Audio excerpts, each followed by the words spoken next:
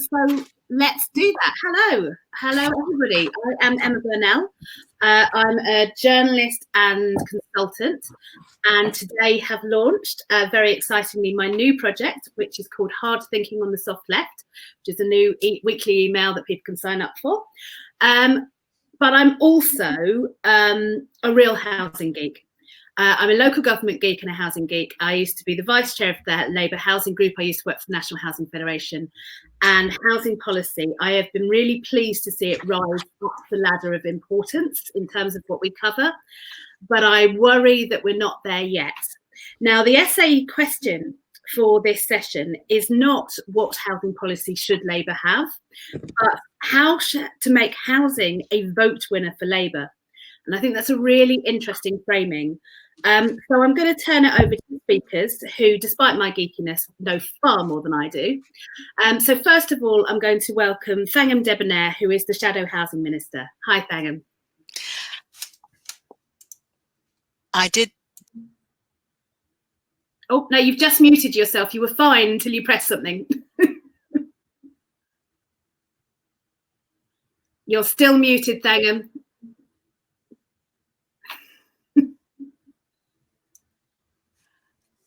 And now? There you are. Okay, so we've got that ritual humiliation out of the way, and I'm going to pretend like I did that on purpose for laughs. So it's lovely to be here, and I'm very grateful to the Fabians for organising this event. It's just fantastic. It feels like a bit of home on a Saturday afternoon when it's cold outside, and what else are you going to do anyway? But also because making housing a vote winner is, as Emma said, not the same as what housing policies do we all like. It might be. We might end up with those two sets of things being coterminous. But if we want to win elections and actually reform housing, we have to think about vote winning. It's just part of the nuts and bolts. And I want to mention, first of all, before I forget, I'd written on a sticky note, don't forget to mention Labour Housing Group. And so Emma Burnell just saying that reminded me. One thing everyone could do is, if you don't belong to the affiliated society that is the Labour Housing Group, chaired by the amazing, or run by, I don't know, led by Sheila Spencer, but many other fantastic Labour people across the country. If you don't belong to Labour Housing Group, please do, please do, please do. If you don't think that housing is a vote winning issue for Labour, then I'd be surprised, because I think most of us think it is, but we have got some challenges. I'm not, because you can see already how finely I don't get on with video calls. I'm not even going to try doing a share my screen, but I am now going to look at my screen so that I can tell you a little bit about what we found from polling recently, which we have had done, both in the for the housing team and also for the climate change action team, which I'm in. And I just sort of start by saying that I think it shows Keir's faith in the importance of housing as a Labour vote-winning issue, that rather than have one person being Shadow Secretary of State to shadow Robert Jenrick, he actually made both Steve Reed and I Shadow Secretaries of State, so that we're both in Shadow Cabinet, we both have that title. And I emphasise it not because it makes my mum's bosom swell with pride, although it does, but because I think it's a part of how we show the public that we take housing very, very seriously indeed. So there's some good news. As you expect, housing is a Labour issue. Whatever they vote, most people agree that Labour is strong on housing. Unfortunately, they don't yet trust us to follow through on the policies that they do like that are ours. And unfortunately, again, it's never the public's key concern. So I'm looking at a table in front of me that Ipsos did some polling on for us, and we're perennially mid-table. So typically voters will put the NHS and healthcare at the top, especially at the moment. This poll was done for us in October, so you'd expect that. Education comes second, the police comes close behind at third, social care for older people, social services for children and vulnerable people, and we then come in at sixth on housing. So that's a difficulty for us about how to make it a vote-winning issue when people care about it, they think we're good at it, but it's not their top issue, it's not their top three, we're the sixth. Then there's something which I'm sure both Alicia and Alistair will be very well aware of, and that is that tenure matters in voting habits. Owner-occupiers and mortgage holders do vote Labour, but renters are much more likely to vote Labour. the public does support radical steps in isolation. When they are asked not do you like this Labour policy, but do you like this thing, 71% support some form of rent controls in the private rented sector. 65% of people support councils being able to charge more council tax on second homes. 56% support building 150,000 council and housing association homes in the next 5 years. By the way, that's nowhere near enough, but that's not nothing. And 67% agree that there's a housing crisis in this country. In October, when this poll was done, as you may remember, I think we were between different phases of lockdown and tierage. And at that point, we were asking the government to reintroduce the ban on renter evictions. I think we were between bans. Alicia, you might remember better than me. It's just been one long up and down this year, last 12 months, hasn't it? But just over half, 55%, supported reintroducing the ban on renter evictions, and slightly more, interestingly, 58%, on extending support for mortgage holders when they had difficulties in the COVID crisis. Just under half, now this is interesting for me, 46% of people support building more homes in their own areas. I find that interesting, and I've talked to the pollsters about going back and digging into that a bit more, because my hypothesis is quite a lot of people support building more homes, just they're not in their own areas bit. But some hard truth for us as Labour campaigners: home ownership remains the goal for most people. Affordability is the main issue, and you will know, many of you will know, Alicia will know very, very well from the people that she represents, that ironically private rents are often higher than mortgages, but for various reasons it's very difficult to get out of the private rented sector into the mortgage holding sector. And we as Labour campaigners tend to talk more about building social homes for rent. That's part of the picture, definitely, but I just want us to remember, when we're talking about the exam question here, home ownership remains a goal. 65% of renters, however, having said they want to do that, don't believe that they will ever be able to afford it.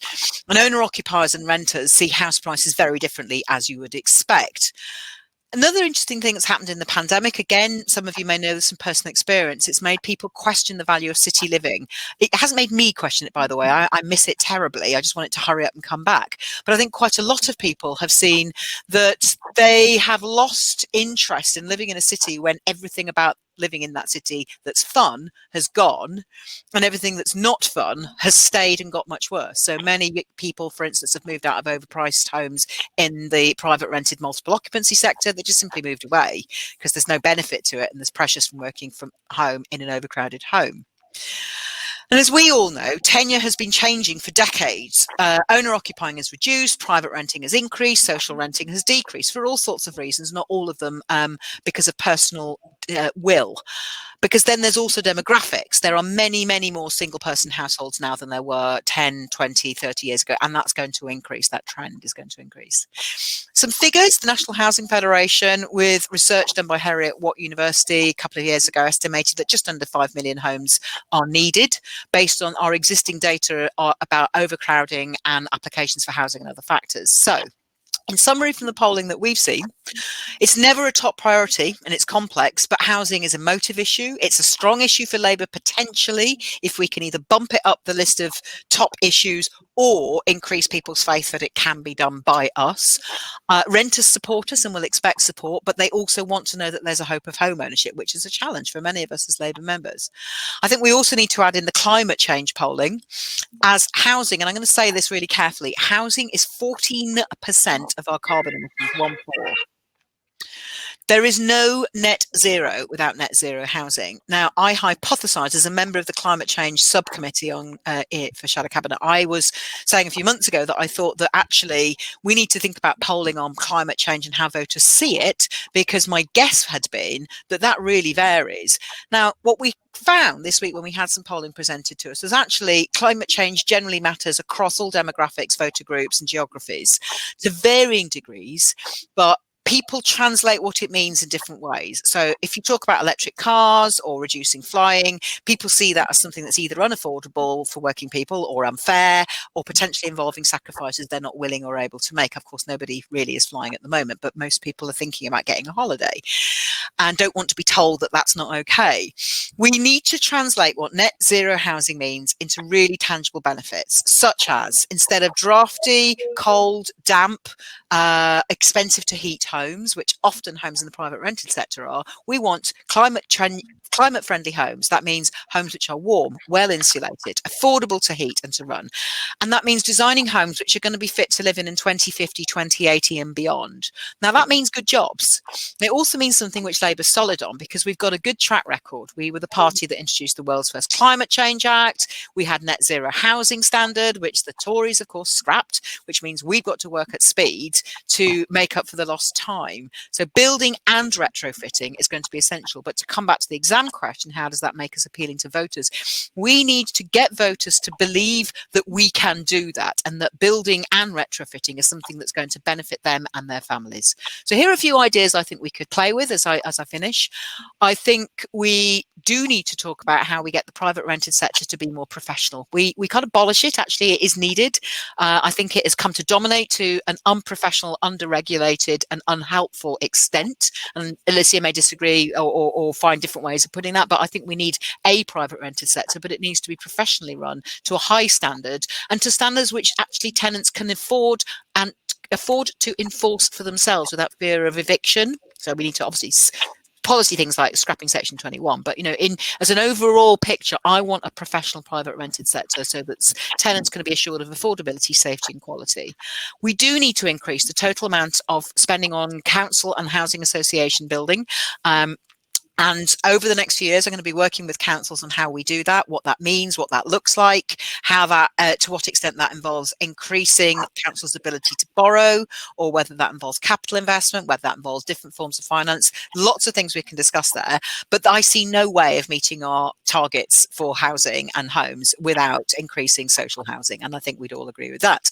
But we also do need to offer young people a hope of home ownership. And I think that could mean tying it in with climate change. I'm going to have to stop you. I'm going to finish my sentence, because that's this sentence. I think we need to offer young people hope.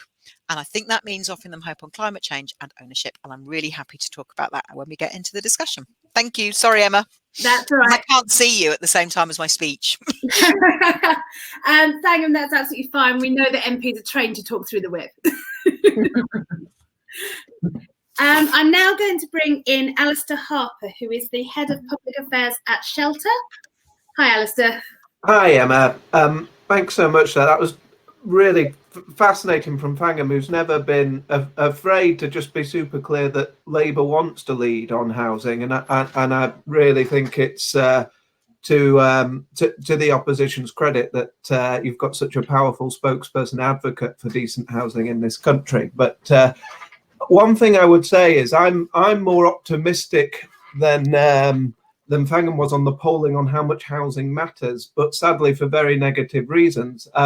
If you look at where housing was in terms of issues 10 years ago, it wasn't a top 10 issue, and it's been shooting up since because our housing market has been going down the drain over the last decade, and that's just the reality. Over successive governments, we've seen our housing stock getting worse, getting less affordable, getting less accessible, and we're now really at the edge of how much our society can manage it. We've seen the crisis of a pandemic hit a housing crisis where we've got homes that people can't afford to run, but they're having to stay inside and manage as best they can, despite the reality that we face. And one thing I would say is that we're seeing very different situations across the country. I'm speaking to you here from sunny Warrington, the one of those red blue wall areas, and in this area you're seeing just a lack of stock for people to stay here and carry on living. You're seeing a situation in Blackpool where there's an over-reliance on the private rented sector, but the council there can't build the social housing stock they need because they can't get access to the grant that they need. So you've got an insane situation where the state is paying landlords through LHA, but not able to build the replacing stock that they need. You're seeing situations in Cornwall where young people can't get on the housing ladder because of the overpriced nature of holiday homes. There's different stories throughout the country, but it all comes back to the same thing: not enough homes there for people to live. And I very much take Fangham's point on people wanting to own their homes. Of course people do, and they should be supported to do that. But the offer that we've seen from the government in recent years has been very much one that doesn't recognise the reality that most people won't be able to afford their own home. We've got 63% of people in the private rented sector have no savings whatsoever.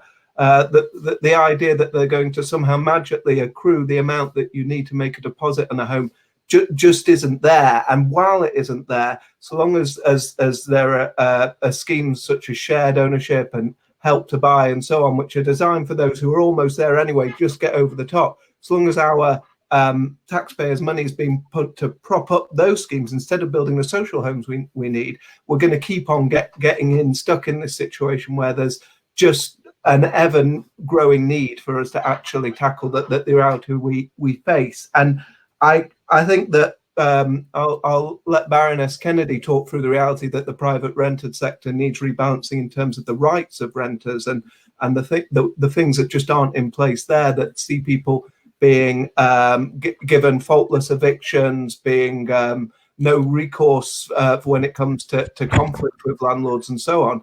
But just in terms of what we need in this country, it is the social housing, because that's what people really need, is a secure home. When people are talking about the need for to own their home, they're quite right. But what it is looking to replace is the insecurity that people face.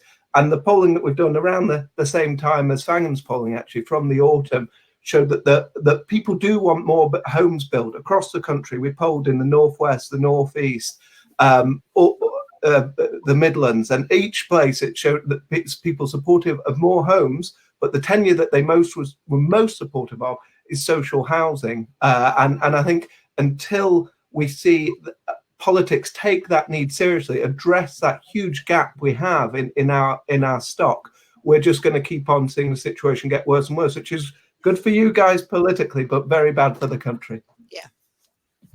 Yeah. Thank you very much. That was very succinct. It was wonderful. Thank you. I'm now going to move over to Elise Kennedy, who is a face familiar to all of us from many roles in the party for a long time, but is now the Director of Generation Rent. Hello, Elise. Hi, Emma, and welcome everyone. And just to say yes, so I'm the Director of Generation Rent. And for those of you who don't know, it's a campaign and advocacy organisation, which is the national voice of the 13 million private renters across the UK. And our mission is to ensure that every home in the private rented sector is safe, secure and affordable. So Fangham and Alistair both touched on the private rented sector, but it's my role here to set out why I believe, as Fangham said, the private renters traditionally in the past have been Labour voters, but there's now such significant distress in the private rented sector that if they're now overlooked by parties and politicians, they will start to lose their vote. And obviously for Labour, as Fangham said, you don't want to lose the support of the private rented sector. Home is a basic human right. I completely agree with Alistair that housing and home is rising up the agenda, and COVID has been responsible for that, especially in the private rented sector. Private renters' homes are at risk because of the pandemic and the income loss that they've experienced since March last year. And the party that can convince the voters that they have the commitment and the policies to fix our broken housing system is the party that I believe will win the next general election. And why that matters to the private renters and why that matters to Labour, because you traditionally relied on the private rented sector vote, is because over the last 20 years, because of the lack of social housing and the lack of income to allow people to get on the housing ladder, the private rented sector has grown substantially. It now accounts for a fifth of households. That's 4.6 million households in England alone. It houses an estimated 3 million families with children. And if parties focus on the private rented sector, not just because of the numbers now involved and housed in the private rented sector, but because it is a sector that has been allowed to develop unplanned and unregulated for too long. And that has led to significant issues that need to be addressed by all parties, and in particular the Labour Party, as this is seen as your home of voters. There are too many private renters living in homes that are insecure, overcrowded, in a poor state of disrepair and are unaffordable. And on security, it is astonishing that a landlord can ask a family or individual to leave their home outside of a pandemic, with giving 8 weeks notice for absolutely no reason whatsoever. It doesn't matter how old you are, how sick you are, how poor you are, how long you've lived in that house, whether you've paid your rent on time every single month for the last years, whether your kids are in the local school, whether you've got caring responsibilities, whether you work locally, you can be asked to leave without reason. And that is called Section 21, and that has to change. And that leads to a huge insecurity, but it also leads to additional problems, because on quality, 1 in 6 private renters live in unsafe, overcrowded, poor housing conditions, which obviously affects their health, their mental health, and their well-being. But because of the insecurity of tenure, it means they are fearful, some are fearful, to complain to their landlord, because they are aware that their landlord can ask them to leave for no reason. So it creates a very insecure environment for people to live in.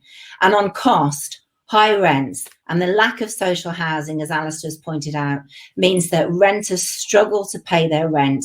The private renter is frankly housing too many people that cannot afford it and should be housed in social housing, but it's not there. But what happens is the welfare system cannot support them because of the benefit cap, and local housing allowance is too low to cover the rent that they owe. So every single month there's a gap. Every single month, more and more renters are getting into debt and their houses are unaffordable. This has led to the private rented sector playing a disproportionate role in housing people in poverty. For example, 1 in 3 children in poverty now live in the private rented sector. That is 3 times the level it was 20 years ago. The PRS is home to more adults in poverty under the age of 40 than any other sector. And as Alistair said, the pandemic has entrenched that. It's made it worse. There are now, 42% of private renters now rely on universal credit. And Generation Rent's research has shown that of that, over 500,000 people have that rent gap every month, where the rent they're now claiming, where the benefit they're now claiming, doesn't cover the rent they owe. There is a rent debt crisis, and it is growing, and it is coming towards us like a truck, that the government needs to develop short-term and long-term solutions for, because all that will mean is for thousands of private renters who cannot pay the rent, the ultimate for them is eviction and homelessness, and that's a problem for us all, and a problem for local government. So no party can afford to ignore the private rented sector. And as Sangam said, the Labour Party wouldn't want to, but cannot itself afford to ignore the private rented sector, because the problems with security, quality, cost and poverty are worsening, and will do until there's significant intervention. And of course, it's not only an issue for the millions of people that live in the private rented sector, it's an issue for the mums and dads whose kids have come home because they can't afford to live in the private sector. It's an issue for those families who could never get on the housing ladder, who are now going to live in the private sector well into their retirement, who, when they lose their job, cannot afford the rent of the private sector. And it's a new issue for those who have been lost their jobs or been furloughed or lost income due to COVID, who are now understanding the significance of the welfare system to them, because they're claiming benefits for the first time, only to find that that benefit doesn't cover their rent. So it's a new issue for thousands and thousands of people across this country who found themselves in the private rented sector and now struggling. So then I'm just coming to a conclusion, Emma, so you're clear. My final issue is this. Numbers in the private rented sector are growing, but it's not just about the number. It's about the issues that people need to address, because the votes that you've relied on in the private sector, unless those policies are in place to deal with the growing issues of cost, quality, and unaffordability and poverty, those voters will be lost to all parties. And they're enough in number now. They're not just they're not just part of the cities. They're in every constituency, living in every constituency in the country, and growing in number. So the party that deals with the issues of security, cost and quality and listens to the private rented sector is a winning combination. And I believe that the Labour Party can do that, and they can ensure that they raise the game of the other political parties and encourage the government to act and deal with these issues that I've set out today. So I hope that you're willing to listen. I'm very much looking forward to the discussion. Thank you so much, Alicia. So I've got a load of questions in the question box. I'm not going to try and bring people in to ask their own questions, because everything I've seen terrifies me. I was here all morning, and it just feels like we'll get more questions. So apologies for those of you who are hoping to have your moment on whatever this technology is.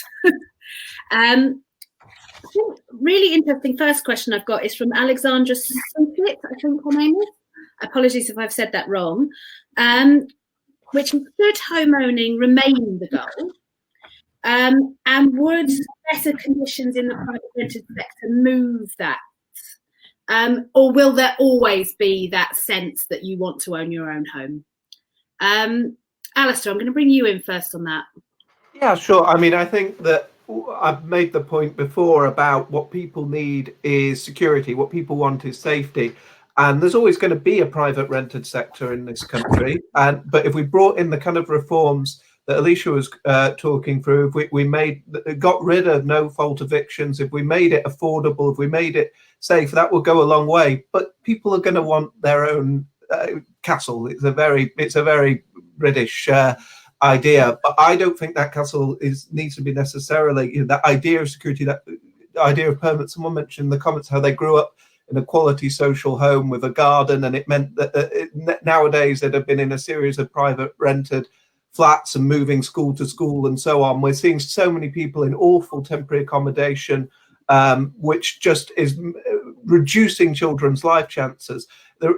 We want to give people a sense of safety. It means working across the board, improving the private rented sector, building the social homes we need, and getting rid of, I think Susanna Lord mentioned in the comments about the stigma of social housing.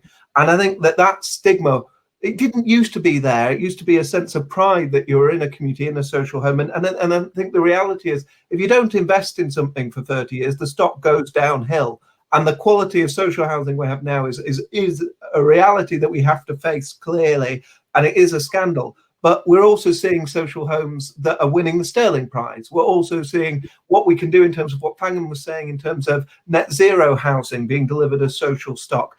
And we need to look at what we could do in terms of new developments, eco-towns and so on, that give people a sense of place and pride and dignity that grows our communities, that isn't done against communities. I think if we do that, we'd start to see people a little bit more thoughtful about what it means to live in a quality home in this country. Thank you. Alicia. Yeah, no, I agree very much with what Alistair said, and I think culturally, obviously, over many years, home ownership has been the goal, and for me, it's about living in a home that's secure and affordable. And there are too many people housed in the private rented sector who should be housed in social housing or cooperative housing. And completely right, we have to get rid of that stigma. My husband was born and bred in a social house, so was I, but not bred. And you have to be able to afford your rent or your mortgage every month. The stress that places on the family when you cannot, you're suddenly at risk of losing the roof over your head, is huge. And we now have families choosing between whether they feed their kids or pay their rent, and the rent is going to come first in that case. Why has food bank use increased? Why has the food vouchers increased? Because the rents have increased. High rents mean you cut back on essentials. Energy bills go up. The whole rent debt issue. The whole debt issue actually is about rent for me and affordability, because for private renters, they're paying over 40, sometimes 50% of their income just on their rent. So it's not a surprise that they can't afford to pay for food or other essentials. So for me, it's about having a housing system that allows people to live in a safe, secure and quality house at a level they can afford.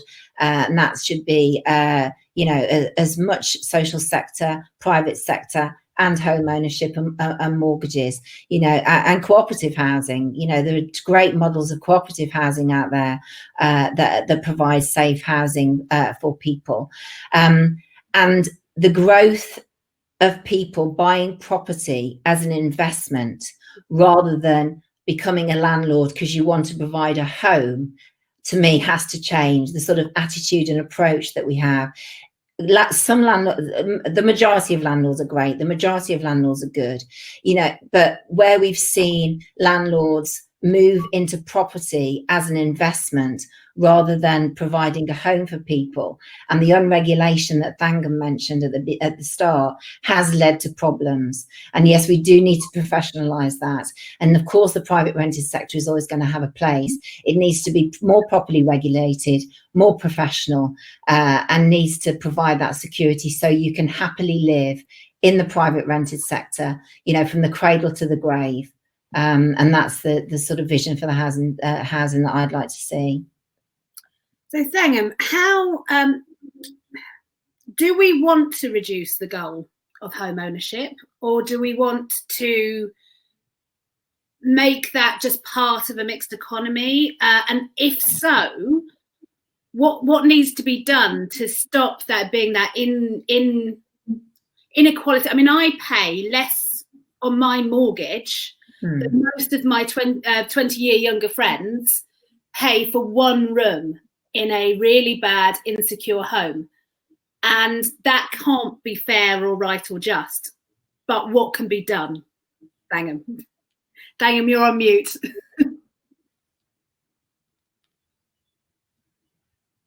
I've genuinely unmuted. I really, this software, can someone, whoever's watching this, who's managing it, I when I click on this software and it says microphone off, and then I click on it, it says microphone on. I don't remember what I was going to say now.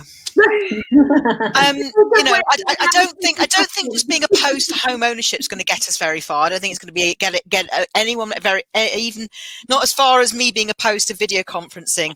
It remains. You can't get rid of something just by being opposed to it. When you have an unstable pension market, when you have a whole generation of people who have maybe either inherited a house that can top up a very poor pension, or who have seen that their pension being raided by an employer during the 80s and 90s, that this was a solution that was open to them, and that is completely reasonable when pensions have been so slaughtered. I'm not going to repeat what everyone else was saying. That's what I was trying to say while I was still muted. So I'm going to agree with what they said and just add some things in. I think we need affordability across all dimensions and all tenures. And that's got to mean not just affordable rent, but also affordable heating. So you could move into a home that you owned and pay less in mortgage, but be paying more in bills if it's badly insulated, badly built, and you haven't got renewable energy, which is going to be in the long run cheaper. So the leasehold scandal has also shown us that even in the owner-occupied sector, you can be paying eye-watering amounts, absolutely eye-watering.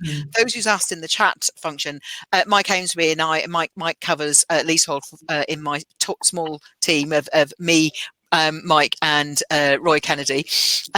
Mike has been doing sterling work on sort of campaigning, making the Labour voice for leaseholders, but leaseholders mostly own their own home. So they are a category of homeowner.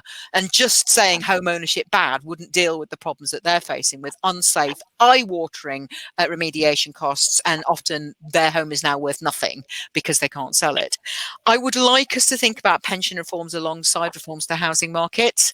And I think there should be a way of ensuring that below a certain income level, whether you're living in private rented, social rented or owner occupied, there is a definition of affordability that works and makes sense. And then there is an understanding of the fact that different people's life stages may need different forms of tenure.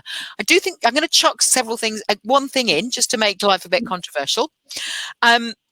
If we don't talk about home ownership, we're removing something which is about housing wealth inequality. And that is an issue for us as a Labour Party, because housing wealth inequality does have consequences in older age. One of the things that makes a lower income manageable in older age is if your housing costs have been reduced. One way of doing that, of course, is social housing, and that's been raised.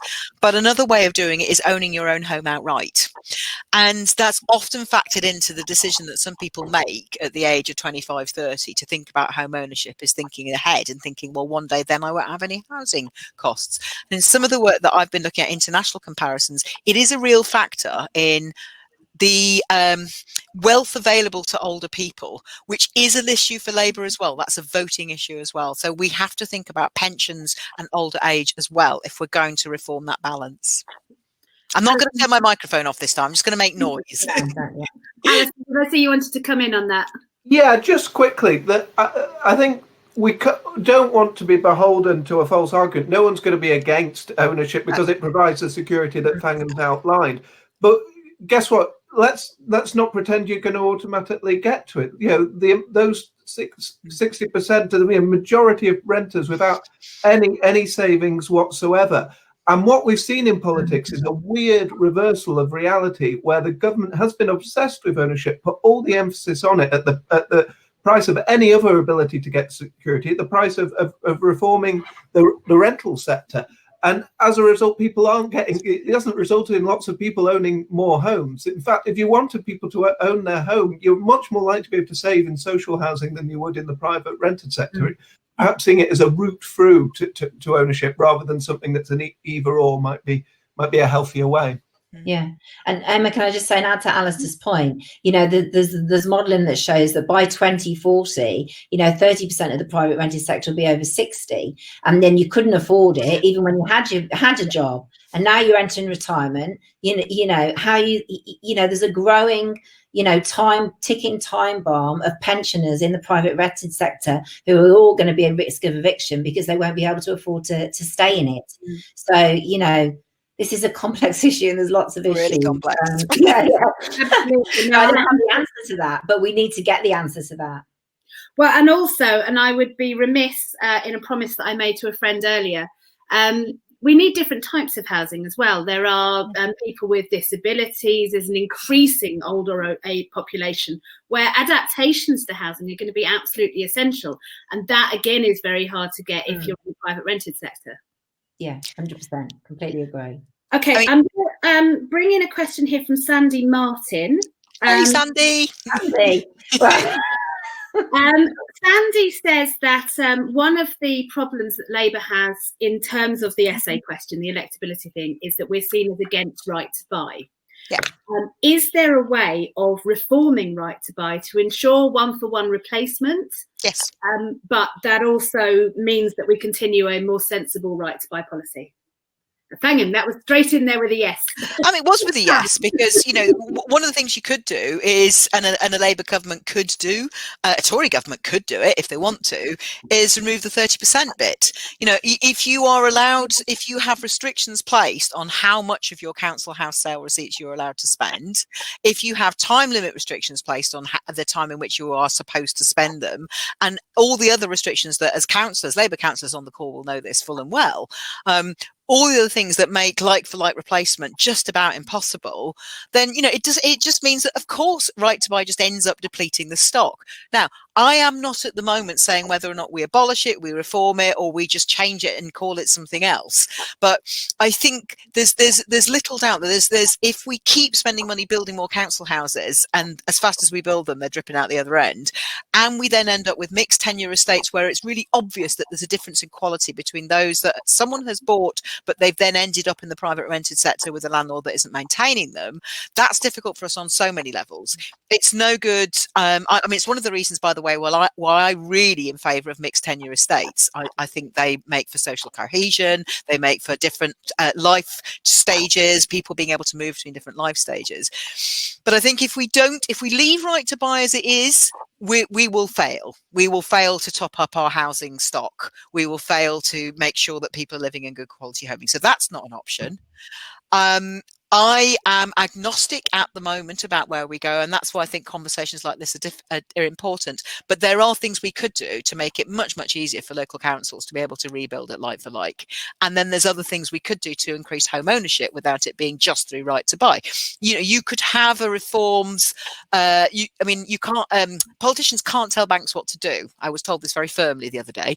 But you can find ways of influencing the Financial Conduct Authority so that they tell banks what to do and make it more likely that that renters can move into the owner-occupied sector without having to go through the route of right to buy. There are other things you could do. You know, it's difficult at the moment. Not every bank or building society takes into account your rental record, for instance, which is ridiculous, as you said, Emma, given that most of your friends, most of my nephews and nieces are paying way more for their rent than I'm paying on my mortgage, but it can't be taken into account when they apply for a mortgage, which seems absolutely crackers to me. So I think there are things we could do. But I'm agnostic at the moment, Sandy, and I'm glad you've raised it, and it's nice to see your face on the chat. Alicia. Yeah, no, I mean, I largely agree with Thangam. Why have we've got less social housing, and we desperately need it because of right to buy. But so it's and I'm speaking as an individual rather than Generation Rent, but it's up to the Labour Party to define what its solutions are and how it frames it. And cooperative housing and the role and the partnership that you've got with the co-op party, seems to me as a way that councils can ensure that the stock that they invest in stays within their authority control and provides the level of housing that they need. And there may be many other models that I'm not aware of, but that right to buy has led to significant problems, to the problems that I outlined in my comments at the start, because you've got a private rented sector that now houses people that traditionally would have been housed in the social housing sector, but can't because there aren't the stock there. And that because of right to buy. And so I would like to see, all political parties, but the Labour Party leading the way on what its solution is to that, building the houses that the country needs, keeping them in stock for those people that need them, and providing that level of affordability that gives the security that so many families across the country want. Thank you. Alistair, do you have anything to add to that? Well, just to be contrarian, if you wanted right to buy to succeed, you wouldn't have it how it is now. We've got a net loss of 7,000 social homes last year. There's not enough social homes to buy. So if you want it to work, you need to build social homes. Exactly. Brilliant. Thank you so much. Well put.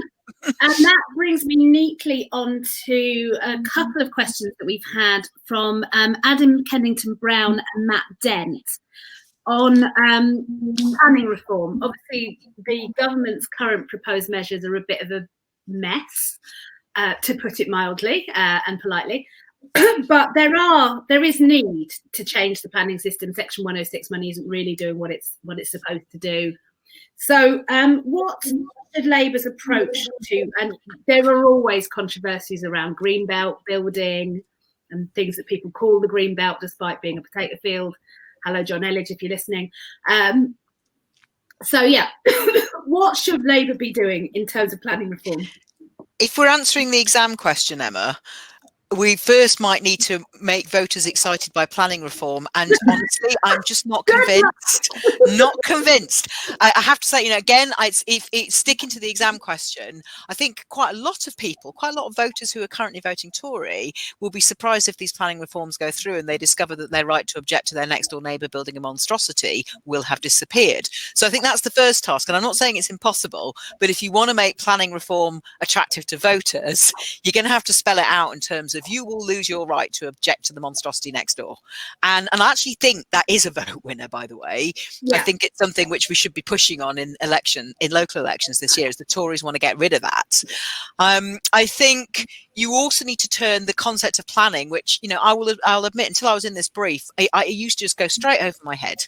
It didn't mean anything to me, the planning system. It's got to mean something concrete. It's got to mean something like, how will my son or daughter, my nephew or niece, get to live in a decent home that they can truly afford? If you link it up to what people conceptualize as the housing crisis, and you then have things following from there, I think that is one of the ways we need to reform voters' ways of thinking thinking about the planning system.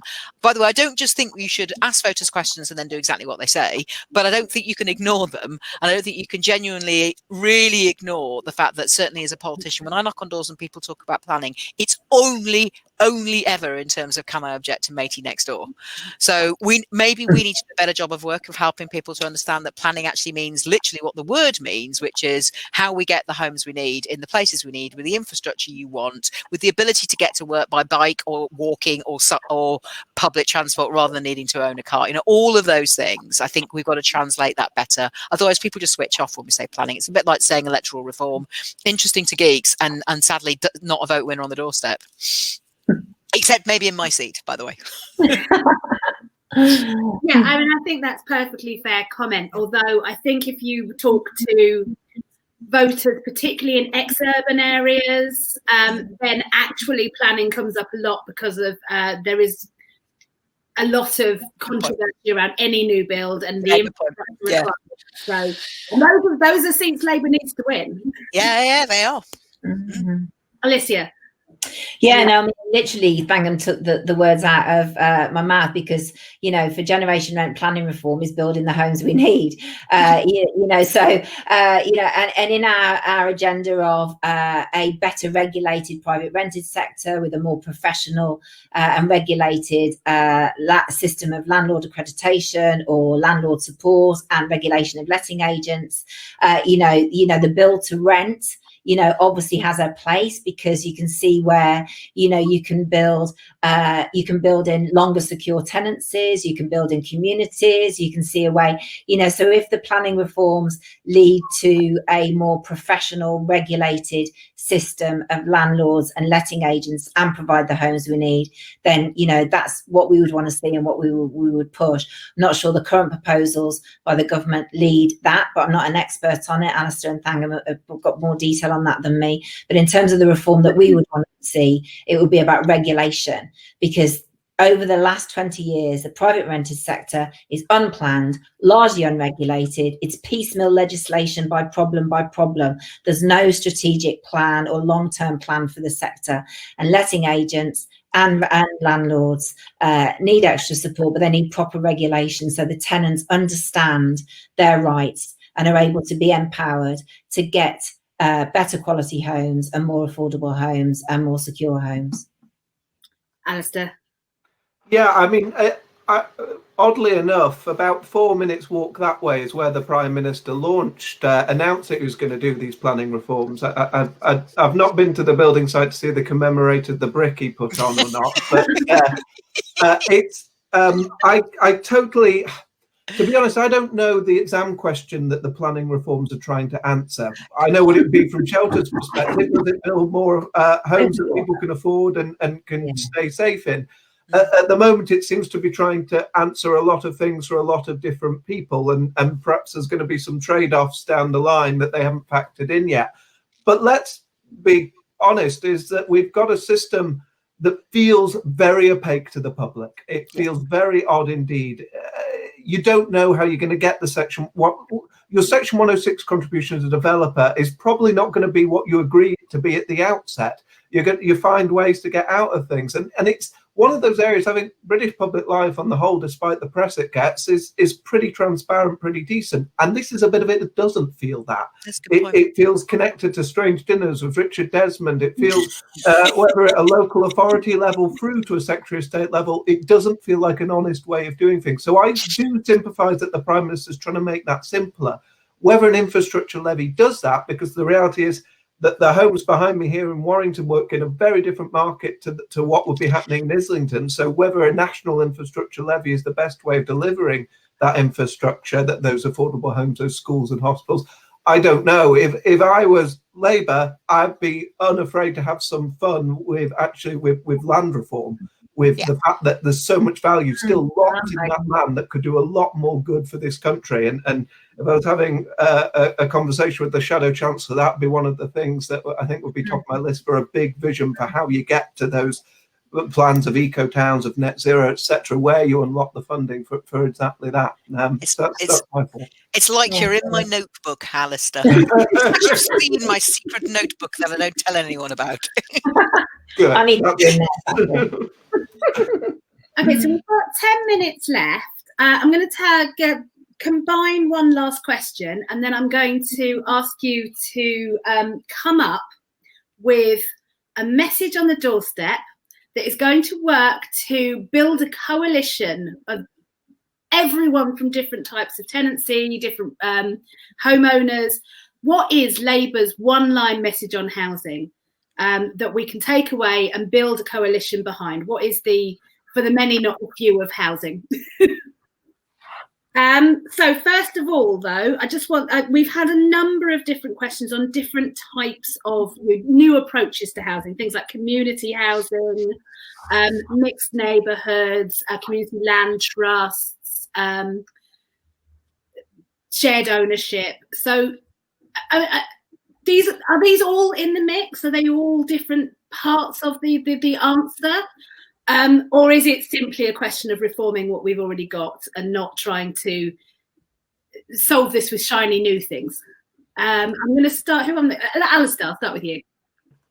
I think, yeah, let's keep things simple. Let's build the homes that people need. We've got a cross-party, actually, history of building social homes over the latter half of the 20th century. Labour had a clear commitment in the last manifesto that was bold, that was ambitious, and that Shelter was really behind.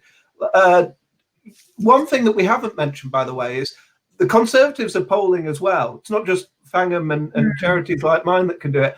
And there's a reason they had the Renters Reform Bill in their last manifesto. There's a reason that when he was down the road there, Boris promised that the reforms he's going to bring in would lead to more social housing, not less. They are awake to this, especially some leaders, perhaps like Andy Street, some of the mayoral and council level, are very aware that they're not going to be afraid of being a party that stands for renters and builds the affordable homes that people need. So I think it's important just to mention that it isn't just a one-horse race that we're facing here, but in terms of the thing that Labour needs to do, I think it is be loud and proud about the vision that you have and not overcomplicate things. Alicia. Yeah, no, I mean, I'd agree with Alistair. I think for the private rented sector, I think you do have to fix the problems in the short term, but then have solutions for the long term. And for me, that would be a regulator, a proper regulator for tenants to be able to exercise their rights. And as Alistair said, he's mentioned the Renters Reform Bill. Again, that's the reform of all the eviction notices and giving you security of tenure. It's about security of tenure and getting rid of Section 21 and reforming Section 8, which is about the arrears. It's about increased licensing, to deal with overcrowding and the unlicensed HMOs that exist in many of our cities across the country, and it's enforcement, giving local government the additional powers or closing the loopholes that doesn't allow them to do the jobs that they've got, to ensure that the quality of homes that are in the private sector are to the level that we would expect and that we would all want to live in ourselves. And to me, a regulator is a way in the end that you can go to do that. And of course, building more homes will allow the sector to cool down and allow people to live in homes that they can afford. So your sentence question, Emma, on the doorstep for me would be that Labour would provide a housing system that would ensure that every single person lived in a safe, secure and home that they could afford, that allowed them to save for the future, save for their pension and provide everything their family needed to prosper. Lovely. Thank. Well, I've just written something which Alicia just said better as my one sentence, and I've already put brackets around a bit of it thinking, well, I'd say this bit here and I'd say that bit there. So I think when the government published its social housing white paper, which came out after 2 years of waiting, it was quite astonishing for the lack of mention in a social housing white paper. There was no mention of actually building social housing. What it did introduce that you can't really argue against is good strong regulation for the social housing sector. But my immediate rebuttal was, well, what is wrong with private rented sets of tenants having the same thing? So when and if this wretched the renters reform bill appears, and I do call it wretched because it's driving me crazy that we haven't got it yet, because I've said several times to Generate, listen, you want to bring it in, I welcome it, bring it on. Maybe that's where I've been going wrong. If they brought it in sometime soon, one of the things I want to do is to explore how we get security of tenure, voice, regulation, all those things that are in the social housing white paper. How do we get them for private rented sets of tenants? Because I see no reason why there should be one set of tenants that gets right and another that doesn't. It doesn't seem right to me. If you want my one sentence, Alicia said it pretty much as I'd have said it, but I'd have added in and helps us to get to net zero carbon emissions. And I would say that, and that's where I put a bracket around it, because in some constituencies I put that higher, some I put it lower, but in some mostly what I do is translate it into everyone deserves to have a home. Everyone should have the right to have a home that is warm, safe, dry, truly affordable, is powered by fuel that is truly affordable and ideally sustainable into the future. And that should be whether you own or rent, and if you rent, whoever you rent from. And if you have that as a framing, which if you think about it, Keir's framing for us has been best country to grow up in, best country to grow old in. Underneath that, the idea of building back better the Labour way, not the Tory way, as he launched just up the road from Alistair. The actual Labour way would have been to say, if I was the Prime Minister up the road from you that day, Alistair, I would have wanted to say those words. Everyone should have a home. Everyone should be able to have a home they can afford. Affordability shouldn't just be about rent or mortgage. It should also be about your bills. And it should be warm, safe and dry. And my goodness, in a pandemic where you have a respiratory illness condition, why would you not want to prioritise making sure that nobody's home was cold, damp and drafty? It will have made everybody's illness so much worse this year, the fact that so many people have had to suffer symptoms in unsuitable housing. But I think that's a vision of hope, by the way, and I think we can all get round that. And what I don't want us to do is over the next 4 years or however long we get to spend hours and hours arguing over the minutiae when most of that won't make it onto a leaflet or the doorstep. We need to get people believing in the big picture that we actually do know how to do this. Now that does involve policy, but it still needs to boil down to the one sentence. And the one sentence I think should be roughly as Alicia said it, with a couple of things that I just added in. But shorter. So that's for the comms people. So I'm having a meeting with the comms people.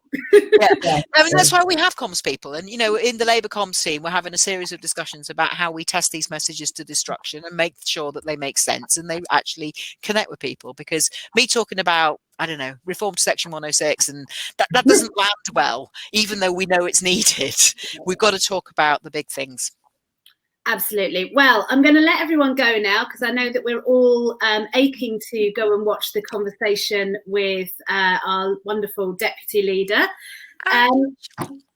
But just to say a huge thank you to Elise Kennedy from Generation Rent, Alistair Harper from Shelter, and Fangam Debonair, who is the Shadow Minister for Housing. It's been a brilliant discussion. I've tried to keep that electability thread running throughout it. Yeah, very good, Emma. The whole point is, unless we're elected, we don't get to do any of this. Totally. So let's get elected and let's change the housing market. Yay! Thank you so much, everyone. Oh, and I'm going to put in the chat once again, this is the address of the Labour Housing Group because we've been asked several times about that. So well done.